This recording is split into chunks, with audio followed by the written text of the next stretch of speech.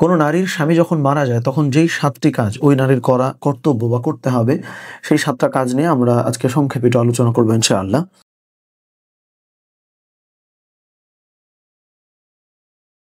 প্রথমত আল্লাহ সুবহানাহু ওয়া তাআলা আমাদের সকলকে এই মুহূর্তে কেউ যখন আমাদের কাছ থেকে বিদায় নিয়ে চলে যায়, ওই মুহূর্তে আল্লাহ সুবহানাহু ওয়া তাআলা আমাদেরকে সবরে জামিল তথা উত্তম সবর করবার তৌফিক দান করেন। ছেলে হোক, মেয়ে হোক, নারী পুরুষ উভয় সবার ক্ষেত্রে।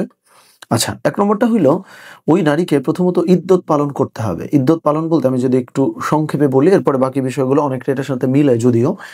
সো এটা হইল ৪ মাস ১০ দিন, অর্থাৎ ১৩০ দিন বোধহয় সব মিলিয়ে এটা হয়। এই টাইমটা নারী তার ঘরের মধ্যেই থাকবে। সে কোনো সাজসজ্জা গ্রহণ করবে না, শোক পালন করবে স্বামী মারা যাবার পরবর্তীকালে। সো এইটা প্রথমত যে ৭টা কাজ আমরা বলব তার মধ্যে ১ নম্বর কাজ হচ্ছে এটা। ২ নম্বরটা হচ্ছে ইদ্যতের সময় ঘরে অবস্থান। এটা কেন ওইটার সঙ্গে একটু আলাদা করে বললাম, অনেক ক্ষেত্রে হয় কি আমরা কনফিউজ থাকি যে আমরা মনে করি যে সাজসজ্জা না করে যেকোনো জায়গায় চাইলে বোধহয় চলে যাওয়া যায়। কিন্তু না, এই ক্ষেত্রেও আপনাকে যে ঘরেই অবস্থান করতে হবে। ঘরের বাইরে আপনি এদিক সেদিক যাবেন, এদিকে সেদিক অবস্থান করবেন, এটিও কিন্তু নিষিদ্ধ, এটিও করা যাবে না। ৩ নম্বরটা হলো শোক পালন করা। এখন শোক পালন করা বলতে কি মানে বিলাপ করা বা কান্নাকাটি করা, মাত্রাতিরিক্ত আওয়াজ করে, ধ্বনি করে, এরকম না কিন্তু। যদি কয়েকটা বিষয় আমি বলি এখানে, অপ্রয়োজনে বাইরে না যাওয়া, সুগন্ধি ব্যবহার না করা, যদিও সুগন্ধি নারীদের অন্যান্য ক্ষেত্রে ব্যবহার করা নিয়েও কথা আছে। তারপরে যে কোনো প্রসাধনী, মেকআপ ইত্যাদি ব্যবহার করা ইত্যাদি, মানে যা কিছু আপনার দুঃখ বোধের মধ্যে আছেন এটার বিরোধী, এরকম সমস্ত কিছু এড়িয়ে চলতে হবে। ৪ নম্বরটা হইল ইবাদত বন্দেগী, যেমন নামাজ আদায় করা, রোজা পালন করা, বা যেই ইবাদতগুলো আল্লাহ সুবহানাহু ওয়া তাআলা কর্তব্য হিসেবে রেখেছেন সেগুলো যথাযথভাবে পালন করা। এবং এইটার সঙ্গে আরেকটা জরুরি বিষয় হইল, যিনি ইন্তেকাল করেছেন, যিনি মারা গেছেন, তার জন্য দোয়া করাটাও কিন্তু গুরুত্বপূর্ণ কর্তব্য। সো মৃত্যুবরণ করার পরে আপনি যে না আছেন শোকে, না পালন করছেন ইদ্যত, না ইবাদত বন্দেগী ঠিক রাখছেন, মানে যেই মানুষটা চলে গেছে সে যেন কবরে ভালো থাকে, তার জন্যেই কিন্তু অনেক কিছু করবার আছে। সো এটা আমরা ৪ নম্বরে বললাম। ৫ নম্বরটা খুব গুরুত্বপূর্ণ।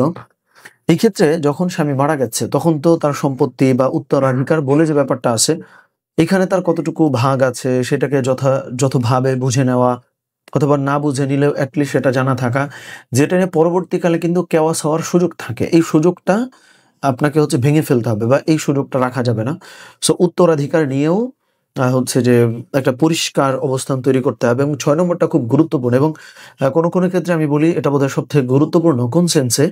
ধরেন একজন নারী যখন বিধবা হয়েছেন, যখন তার হাজবেন্ড চলে গেছেন বা মারা গেছেন, তো এমত অবস্থায় পরবর্তীকালে ওই নারী যখন দ্বিতীয় বিয়ে নিয়ে চিন্তা করেন, সমাজ অনেক ক্ষেত্রে নেগেটিভ চোখে দেখে, বা সমাজ না দেখলেও অ্যাটলিস্ট যে তার সন্তানাদি, আত্মীয় স্বজন, তারা কিন্তু নেগেটিভলি দেখে।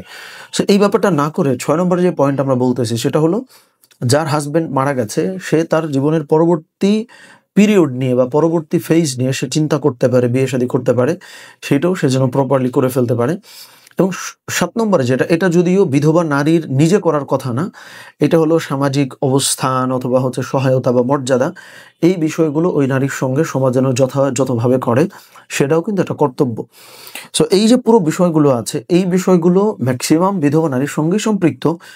আবার পাশাপাশি অনেকগুলা কিন্তু সমাজ যদি খুব একটা সাপোর্টিভ না হয়, তাতে করেও এই নারী এই কাজগুলো কিন্তু করতে পারবে না। সো যাই হোক, এই বিষয়গুলো আমরা বলেছি। আল্লাহ সুবহানাহু ওয়া তাআলা আমাদের মা বোনদেরকে স্বামী যখন মারা যায় এই দুঃখজনক ঘটনার সময়েও সবর করে যে ৭ কাজ তার করা প্রয়োজন সেগুলো যেন করবার তৌফিক দান করেন। আমিন। আসসালামু আলাইকুম ওয়া রাহমাতুল্লাহি ওয়া বারাকাতুহু।